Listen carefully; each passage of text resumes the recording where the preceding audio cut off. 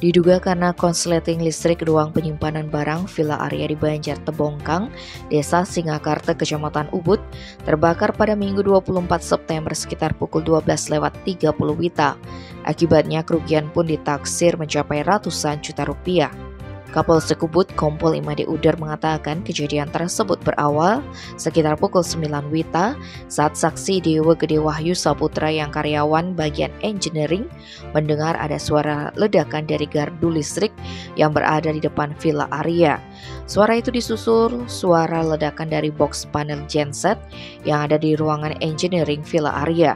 Hal itu mengakibatkan listrik di Villa Arya padam. Setelah mendapatkan penanganan dari PLN pada pukul 10:30 WITA, listrik Villa Arya kembali menyala. Kemudian saksi melakukan perbaikan box panel genset villa yang sempat meledak dengan mengganti komponen yang terbakar. Namun sekitar pukul 12:30 saksi melihat asap yang keluar dari ruang penyimpanan barang-barang villa. Melihat hal itu, saksi bersama staf villa berusaha memadamkan api dengan menggunakan alat pemadam api ringan dan menghubungi pemadam kebakaran. Akibat kejadian itu, sejumlah barang ludes terbakar seperti 5 unit komputer, 2 unit AC, 5 printer, 20 tabung gas, dan sejumlah barang lainnya. Sehingga kerugian ditaksir mencapai 200 juta rupiah.